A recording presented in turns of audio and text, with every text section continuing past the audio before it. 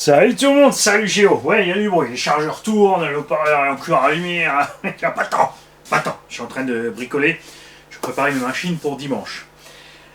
Géo, il s'est chopé la RR21 série limitée avec la carreau de 2.5 qu'on a reçu de la part de Cosmic.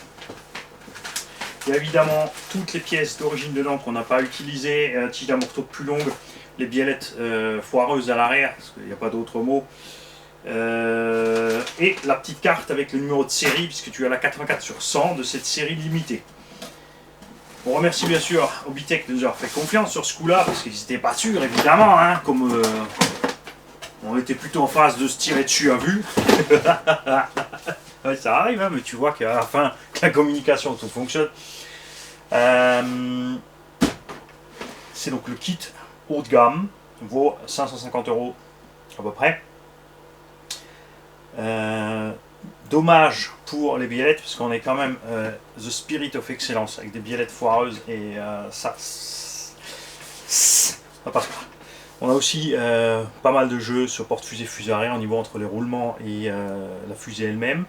C'est pas très grave, ça n'empêche pas d'aller tout droit. Obao a le même problème. Arma aussi, et plein d'autres. Même les grandes marques. Hein, et les super chers à 850 balles. Hot Bodies, tout ça aussi. C'est pas grave. Donc 2-3 petits détails mineurs à changer. Vous l'avez vu, on était très vite à l'aise sur le circuit avec cette machine. On n'a pas, par contre, comme dit, les huiles qui sont dans la notice pour moi, c'est clairement pour buggy, pas pour GT.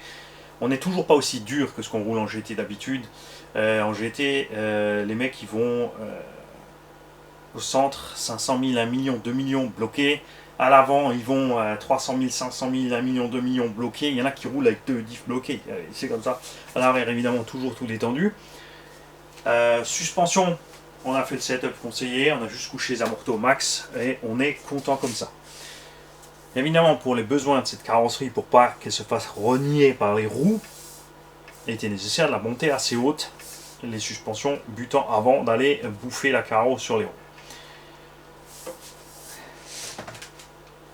Je voulais une commande avec, je t'ai mis la Timasso XP120 parce qu'elle a un dual rate de la direction et des gaz. Donc tu es tranquille, tu peux brider. Évidemment, la carreau renforcée 205 T16 Pikes Peak.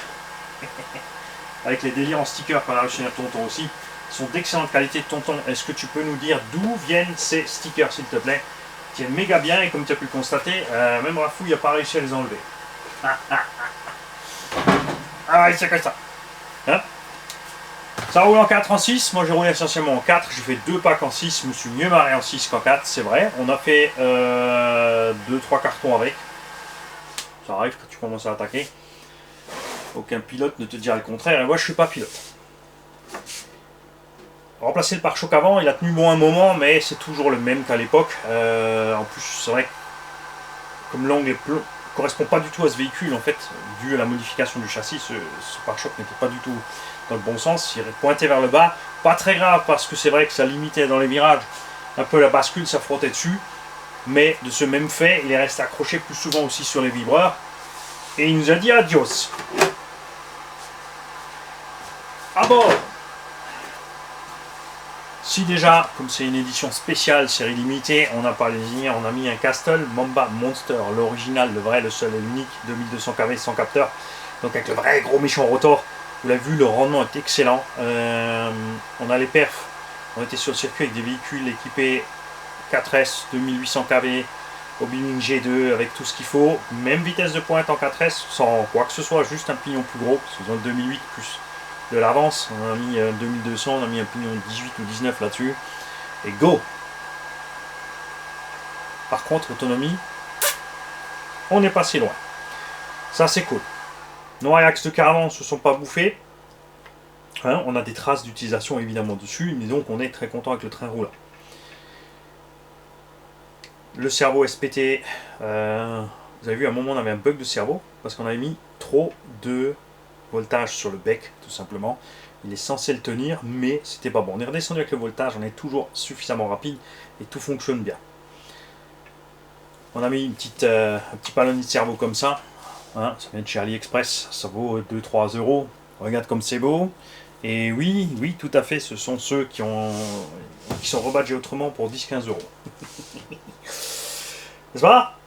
On aurait aimé aussi avoir autre chose que des vis comme ça là, dans le train, parce qu'il faut démonter ces vis pour accéder au diff. Donc, on n'a pas d'accès rapide. Ça aurait été bien d'avoir une mise à jour par rapport aux véhicules de compétition récents qui ont un accès rapide pour atteindre les diffs. Là, il n'y a rien d'accès rapide. Et en plus, il te faut le petit tournevis plat au passage. De l'autre côté, tu as les knee stop. Il y en a partout dans la cellule. D'un côté, c'est bien parce que tu ne foires jamais ton filetage. De l'autre côté, les knee stop, ils retombent de derrière des fois. Donc, il y a des plus et des moins. Hein, dans l'ensemble, bien sûr, c'est beaucoup mieux que ce qu'on avait jusqu'à présent chez Obitech. Ça, c'est clair. Pourquoi je la vends? Parce que alors j'avais envie, comme je vous l'ai dit, de faire une cinquantaine de packs avec. Vouloir quand même mettre la radio WeFly dessus, enfin vraiment pousser le truc pour le matos avec tous les réglages possibles de ce qu'on utilise en compétition. On aurait bien sûr aussi passé le G2 Boeing, etc. après. Mais voilà, j'ai roulé un paquet de fois sur circuit et voilà, j'ai pour l'instant plus envie parce que je m'ennuie. Même d'un sens ou de l'autre, même en 8, je m'ennuie. Et plus, moi j'ai une distance à faire pour y aller. Mon dos n'est pas forcément content avec autant de voitures. Et l'essence a grimpé aussi. Et bien sûr, c'est pas que j'ai pas les moyens, mais je préfère les mettre là-dedans. C'est aussi simple que ça. Moi j'aime bien rouler autour de chez moi. Hein, tu fais 5 km autour de chez toi. Des trucs que tu peux atteindre à vélo en fait pour aller rouler. J'aime pas perdre du temps, 30, 40, 50 minutes dans un trajet x2 puisque l'aller-retour et tout ça. Parce que ça reste du loisir et que j'ai pas beaucoup de temps, donc voilà, je fais comme ça. Et surtout que je suis tellement content qu'elle avait T2 et je me limite toujours à 2 projets pistes. Le mec il dit bah, attends, t'as qu'une là, t'as qu'une piste. Ça c'est la deuxième que tu vends. Ouais, bon. Tarmix Max c'est pas tout à fait un projet piste. Pour ceux qui se sont dit moi il y a le Tarmix Max. De toute façon qui va être remplacé bien sûr par un XT RGT. On verra ce qu'on fait avec ce truc là. J'ai pas spécialement besoin d'un gros truggy dans la pelouse. Je suis super content avec le X5 juste avec les roues de SC, donc j'ai pas besoin d'un truc avec des béquilles latérales pour faire ça. Par contre, les petites idées tordues avec des carrosseries et tout, puis de toute façon voilà, faut l'essayer. C'est nouveau, faut tester, ça me plaît. On sait qu'on peut être confiant sur le truc, puisque le X-Max a fait ses preuves, donc le XTR n'a pas été une catastrophe. Ouais, et donc 8 pistes, c'est encore une petite autre idée. Il y a encore quelque chose qui me trotte dans la tête. Voilà, c'est pour ça qu'elle s'en va. On compte sur toi, Géo, pour nous donner des retours de tes impressions, si t'es content ou pas déjà avec le setup. Je sais pas si tu as déjà une expérience piste ou pas, si tu roules sur circuit, sur parking, tu nous diras ça. Je te laisse avec les XM4, parce que là, avec les températures actuelles dehors, ils s'en sortent bien. Si tu roules cool, ils vont glissouiller, il faut agresser un petit peu pour les monter en température, mais une fois qu'ils sont bien chauds, ça tient vraiment bien. Ils ont une bonne endurance, ça devrait bien aller. Après, je te conseille bien sûr de descendre, si tu roules sur parking froid-hiver, de passer sur la gamme spéciale sol mouillé et sale. Hein, ils ont ça dans la gamme chez GRP. Si bien sûr toi tu préfères rouler SP Racing ou PMT ou autre, tu fais comme t'as envie, c'est clair. Quoi d'autre? Donc comme je te l'ai dit par le mail, j'ai juste pris la bombinette de graisse à la place de la bombinette de l'huile et résultat c'est un peu grassouillet partout. C'est dommage parce que c'était beaucoup plus propre avant que je fasse ça. De l'autre côté comme ça on est tranquille, ça rouillera pas. En dessous elle n'a pas souffert, surtout pas avec le pare-choc en or ici qu'on a mis dessus. Pour l'instant fixé que devant avec 2 vis écrou, donc rien de fixé à la cellule est fixée à part, sur le châssis ça à part. En fait ça suffit large, il est tellement balèze qu'il suffit que j'ai pas voulu percer le châssis. Ce que je fais d'habitude sur les châssis c'est que je perce, je fais un filetage à M4 et je mets une petite vis M4. Tu vois, selon le châssis, soit je suis dans les trous, soit j'en ai mis un là. C'est un pare-choc que je trimballe depuis une dizaine d'années maintenant. Je fixe d'une voiture à l'autre en fait. Et là je vais te le laisser avec, tout comme mon combo Castle. Triangle, porte-fusée, tout ça, on n'a pas eu de soucis, pas eu de casse, c'est génial. On a un peu peur avec les plastiques Obitech. Après les températures étaient clémentes aussi bien sûr à chaque fois qu'on a fait les essais, elles ne faisaient pas spécialement froid, ni glacé, ni rien.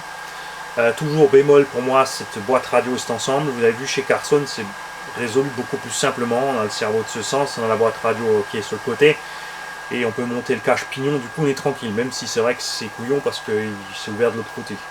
Donc ce qui tombe par là va rester là. Par contre, ce qui est giclé par la roue ne tombe pas sur le pignon. Hein, ça, faites gaffe. Ça va, pourquoi? Parce que le pignon tourne de ce sens pour avancer. Résultat, c'est éjecté. Mais ça peut quand même t'arriver, hein, ça nous est déjà arrivé à tous, de coincer un truc dans la transmission. Même si c'est pas super fréquent. Les alus, bien sûr, de qualité sur le châssis, barre d'Ackerman, carbone sur les tourelles, ça bronche pas, c'est sûr. Ça, donc comme dit, c'est complètement, tu t'enlèves ça, tu remets en position d'origine si tu mets ta carreau autrement. Moi j'ai fait ça parce que je voulais pas, je me répète, avoir les trucs qui sortent en haut par la carreau de la 2.5. Je voulais pas que ça se balade là-haut, que ça se promène. Là derrière ça va très bien. Si tu veux régler la hauteur, il suffit de chauffer, de plier. Hein. C'est artisanal mais réversible et vite fait, bien fait. Le radiateur Obi-Wing, enfin donc le dissipateur pour les compliquer avec le ventilateur, fait son boulot à merveille. C'est overkill. Mais, voilà, j'avais ça sous la main, il va bien dessus, clac, il est dessus, c'est parti. Le cerveau est bleu, t'as le ventilo bleu parce que le moteur est vert, donc ça. Hein. Non, c'est pas encore ça, c'est la version noire. Même le ballon dedans, là-dedans est bleu, et je t'ai mis une mousse bleue. J'ai mis une mousse là derrière, puisqu'on a percé, je te rappelle, la boîte radio ici pour pas avoir l'axe moteur dans la boîte radio. Ça, c'est un peu couillon, parce qu'on n'a pas envie, bien sûr, de couper un axe moteur. Donc on a percé la boîte radio, elle est de toute façon pas étanche, il y a des trous de partout. Donc récepteur dans un ballon, et une mousse ici pour empêcher la saleté de rentrer dans ta boîte radio, tout ce qui est projeté ici, avec le gras et l'huile. Puis voilà, je crois que j'ai fait le tour. Les amortos font le boulot, sont pas exceptionnels, c'est toujours les mêmes. Maintenant, c'est juste que tu as une bague dessus pour le réglage, mais ça reste toujours les mêmes amortos. Rien de spécial dans la gamme. Mais en piste, les amortos, même en piste, franchement, il n'y a vraiment pas besoin de gros amortos avec un gros volume d'huile, puisqu'on a un mouvement très minimal de piston à l'intérieur. Les suspensions sont juste là pour compenser les positions, le changement de position du véhicule un petit peu. 2-3 aspérités de la piste, ça s'arrête là. Encaisser un peu le squat, puisque les mecs qui roulent sur des pistes nickel, ben, ils roulent même sans suspension, les châssis Bury et compagnie, c'est juste un peu sur le flex du carbone, les pancartes, tout ça, ça va à merveille. T'as pas forcément besoin d'une grosse suspension qui en plus du poids à trimballer. Mais pourquoi les constructeurs font ça? Parce que c'est vraiment basé sur les buggy, donc fabriquer 4 amortisseurs en plus, des pièces en plus, du stock en plus, des références en plus, pour les revendeurs aussi. Et finalement, pour se retrouver avec tant et tant d'amortos de cela et tant d'amortos de cela, ça revient souvent plus cher industriellement que de faire les mêmes partout.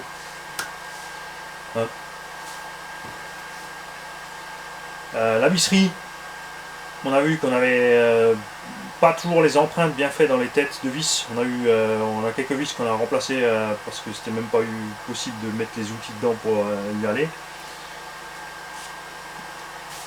Elle n'est pas super méga propre comme j'aime bien parce que tout simplement j'ai pas envie de la tremper, la nettoyer avec les produits parce que je veux pas attaquer l'alu.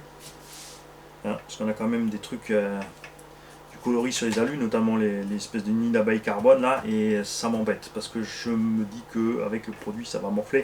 Alors bien sûr je pourrais prendre juste le produit nettoyage VTT basique, tu n'es pas obligé de prendre le nettoyage moteur partout aussi mon petit Mani, c'est pas faux. C'est pas faux. Les huiles, donc on a 14 packs maintenant, donc 2 en 6S, le 12e et le 14e, non, ou je suis à 16, stop. 14 ou 16, enfin de toute façon tout est en ligne. On avait changé les huiles au 12e pack, on a mis plus épais au centre et plus épais devant. Ce que j'ai mis dedans, c'est dans la vidéo, moi je me souviens plus. Et l'arrière, on avait aussi détendu plus. On avait détendu plus l'arrière, on avait durci le centre et l'avant. Mais on n'est pas encore, comme dit, totalement ce qui est sur GT. Si je me souviens bien, je crois que j'ai mis 300 000, un truc comme ça. Mais ça a clairement fait ses preuves. Dual rate, l'instant, je l'ai mis à 50%, parce que... Alors, on le met pas à fond, parce que ça va buter, bien sûr, ça tu connais maintenant. Ou tu connaissais déjà avant. Il y en a plein qui m'ont pas attendu pour tout savoir, heureusement, hein, parce que moi je sais pas tout non plus. C'est pour ça que je compte toujours sur vous dans les commentaires pour balancer tout ce que vous savez. Il faut pas vous dire, ouais, ils savent déjà, ou ils savent déjà, ou ça va être mal pris. Non. Les mecs, partagez, allez-y. Et donc, aucune mauvaise surprise. Les cardans trop près des renforts de châssis, ça on avait prévenu, ça va pas louper, regarde. Ça allait frotter dessus.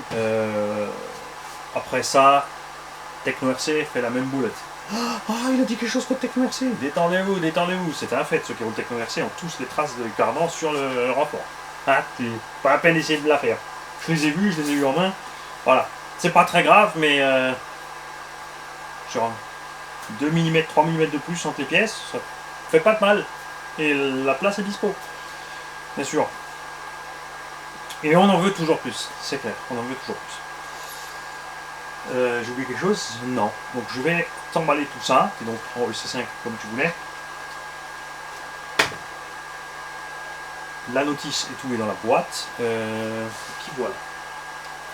Ma foi, j'ai tout. Donc il n'y a plus qu'à emballer et te l'envoyer et tu nous diras ça. Alors ça, ouais, pour en hiver, tu n'en as pas forcément besoin, surtout pas si tu restes en 4S. Nous, on a. J'ai la vidéo, tu vois, on a cherché le moteur jusqu'à 105 degrés, il fonctionne toujours à merveille et ça ne pose pas de problème parce que c'est le vrai méchant Castle de l'époque avec la full qualité Castle de l'époque. Là, je vous le dis honnêtement, c'est en chute libre.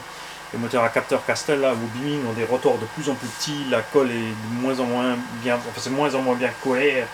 Je suis pas fan non plus de tous ces nouveaux moteurs avec des aimants très faibles en qualité d'aimantation. Même si ça permet au moteur de monter vite dans les tours et tout ce que tu veux, je préfère les moteurs qui ont un rotor qui doit dire, tu vois. Genre ça, tu vois. Ça, c'est de l'aimant, tu vois. Tu vois, tac, tac, tac, tac, tac. Hein. Alors attention, c'est la raison pour laquelle je suis pas fan des TP. Ça, par exemple, c'est un 2080 kV qui prend quand même 6 ou 8 S, mais la consommation est de 3 à 400 ampères. Faites attention. Vous achetez les moteurs TP, même en taille standard, avec les kV et le voltage final, parce que la conso indiquée est avec le voltage max. Hein, donc faites gaffe, c'est des moteurs extrêmement gourmands, ils sont axés juste sur performance max. C'est tout. Ils en ont fait là des comme ça qui tiennent 70 ou 100 000 tours pour. Donc ils ont un 2000 ou 2200 kV qui prend 8 S ou 10 S, j'ai vu ça. Mais c'est fait pour 2-3 secondes, c'est fait pour de la Vmax. Si tu mets ça dans un engin, je pourrais mettre ça là-dedans. Mais avec la consommation de malade qu'il y a là-dedans, je veux dire, un rotor de cette taille, un moteur de cette taille en 6S, comme dit, c'est pour consommer 300 ampères sur la ligne droite. Alors qu'avec le moteur Vélignon ou le moteur Obuing 4985, je serai à 150 ampères. Je vois pas l'intérêt. Mais si tu veux faire du speedrun, ouais. Et là, tu es en train de baver sur le moteur parce que tu fais du speedrun, oui, il est disponible. 2080 kV. Tu shoots Ticos, tu mets un vario 400 ampères, tu balances 6 ou 8 S là-dessus, et banzai. Attention, pignon axe de 8. Très important. Yeah! On s'est perdu dans cette histoire, ouais. Ben, c'est l'heure d'y aller. Ciao les kikis.